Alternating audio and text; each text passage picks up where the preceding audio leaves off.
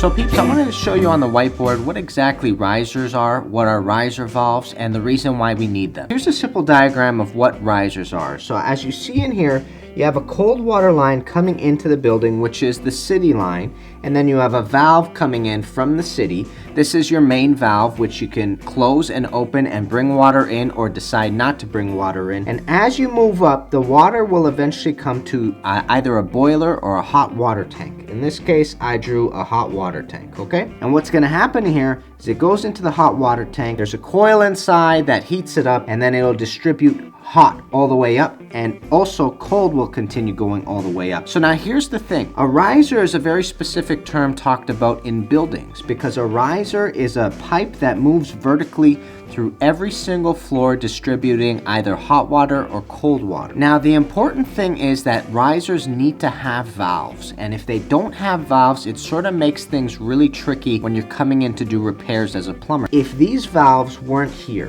and I wanted to do a repair on 201 bathroom. What I'd have to do is essentially close the building in order to do that repair. So the reason why we have so many valves in buildings is because we don't want to trespass on everybody else's ability to use water in the building. So what plumbers will do is when they start the riser, they're going to have isolation valves for that line specific. So what will occur is we'll put these two riser valves there so that if we have a problem with anybody's bathroom, we'll be able to go down to the riser line, shut hot and cold so that we don't have water going into them so we can make the repair. But the best part about it is if you go to 102, 202, 302, 402, all the way up to the top floor, they will still have hot and cold running into their units, which is the best possible scenario. You're interrupting the least amount of people just for this repair.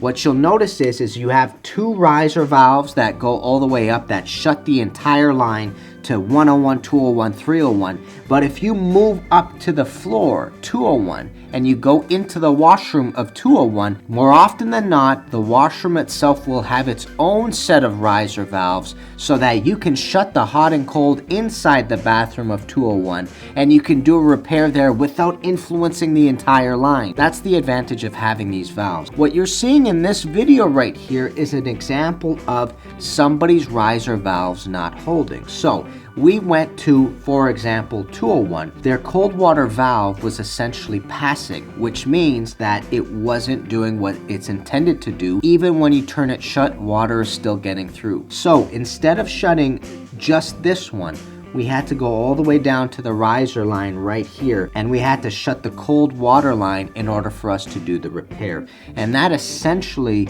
is what riser valves are and why they're so crucial in buildings.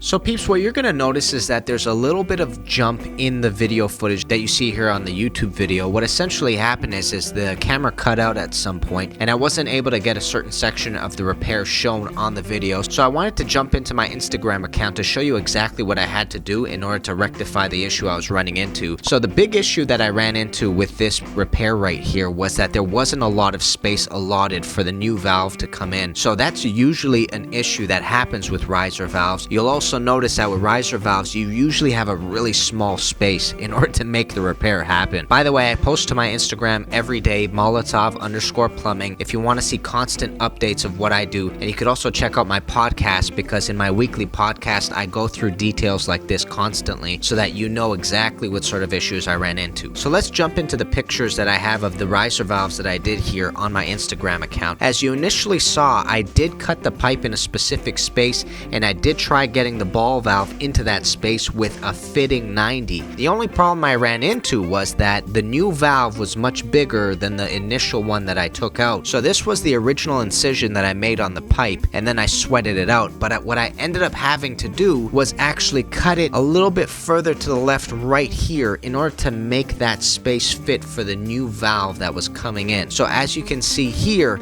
I was able to get a new valve in, and then instead of putting a fitting 90, normally with a fitting 90, this space right here is much thinner and it'll go directly into the valve. This is a regular 90, so what I had to do was cut a short nipple for this little space right here and then connect it in, and that was how I ended up solving the issue that I had with this. The hardest thing with putting in a new valve or putting in a new fitting with pipes is that a lot of times you're not going to have spread on the pipe. And what I mean by spread is once you make an incision in that pipe, if you can move the pipes left and right, that is your best case scenario, because it'll allow you to open them, put in a new fitting, close them, and then make the solder or somehow seal that joint. With riser valves, a lot of times you have zero spread altogether, which is why you'll have to implement a lot of times slip couplings to make the allotted space work for you. But in this case, what I was able to do was cut it a little bit further to the left, paste everything, and rebuild it from the left to the right, which is exactly what I did here. It took a little bit of struggle. I definitely sweated in this job site, but it eventually worked out. Another thing that I want you to note is I ended up putting this valve in a way where you close it vertically and it rotates to the top. A lot of times when you close a valve, this is the motion. You actually close it to the bottom like so, but I couldn't do that in this situation because if I did, it was actually hitting something down below, which means that it wouldn't fully close, which made it a useless valve essentially. So that's what ended up happening here. Here's the rest of the footage and enjoy the rest of the video.